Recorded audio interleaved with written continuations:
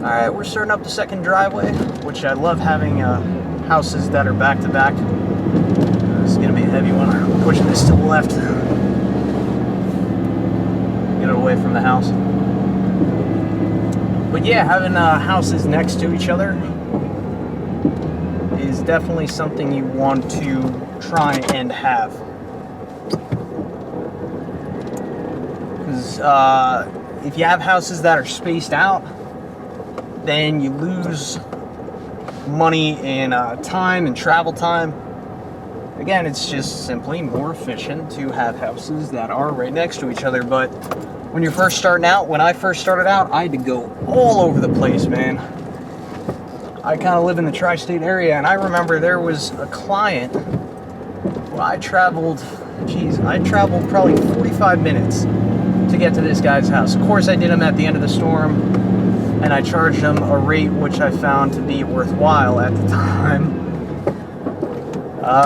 Which unfortunately it turned out that he had, I guess, Alzheimer's, and he didn't really know what he was saying. And when I sent him the bill, he was all confused at why he got it. Maybe Alzheimer's or Alzheimer's, however you call it, wasn't the proper thing that he had, but he was very confused and acting as though we didn't agree upon the price. And at that point, I kind of felt bad for the guy. And you know, I believe in karma. I feel like what goes around comes back around. So I told him, look, this is the price we agreed on, but you know what, just pay whatever you feel the services are worth to you.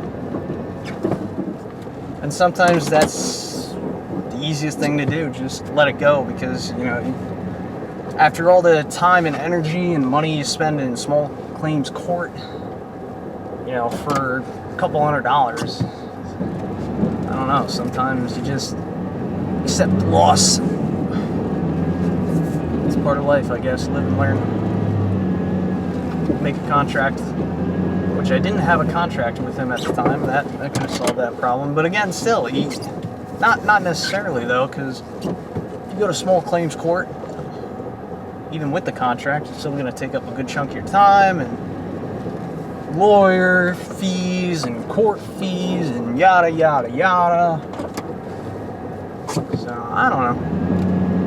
Has anybody out there ever taken somebody to court, in small claims court, and found it to actually be worth it?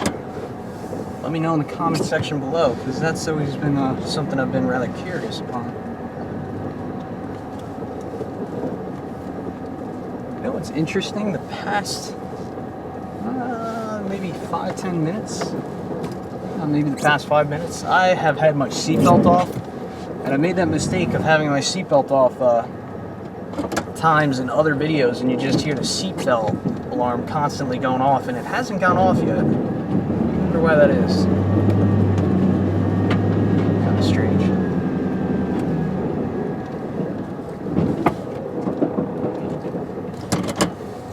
Now the ground has been a little bit soft lately, so I'm gonna try not to peel up any sod here. This is a good technique for you newer guys out there, or even you seasoned vets that don't plow residential driveways or don't have to deal with pavement ending in grass, which I'd imagine is kind of rare. But so I see where the driveway is, and right where I think it's going to end, I lift it up a little bit, and then I lift it up higher to kind of pile up the snow, and that just kind of helps to reduce the risk of you scraping up sod.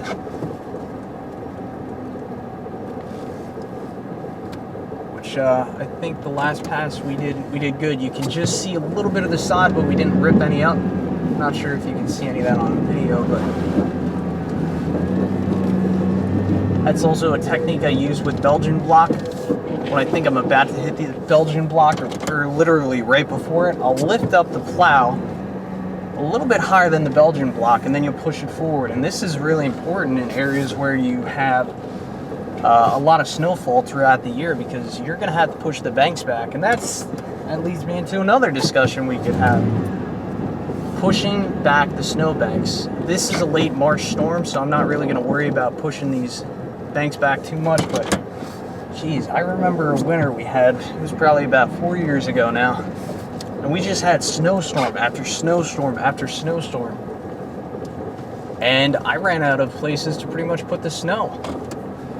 And that was interesting because there were a couple clients I had that had 3 big garages, and I literally had to block one bay. Of course, I asked their permission first. I said, hey, I'm running out of room here. Which, if you had a commercial property, then you could talk to, I don't know, whatever you have in your contract, or you could talk to the property managers. Something you probably should specify early on, like, hey, if I run out of room to put the snow, can I bring a machine in here and push this back? And then what's the rate for that? Where do you want to put it? So these are all ideas on how to make more money, of course. And you know, that's another way to justify buying a piece of machinery, a bobcat or a compact tractor, because there's a lot of things you can do with those.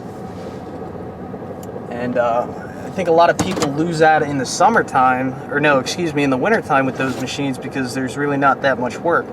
You know, in the summertime with a skid steer or a small tractor, you know, you're always doing small jobs if you're a property maintenance guy or somebody in construction. But in the wintertime, it's like, what do? They kind of sit dormant. So yeah, just you know, use your brain.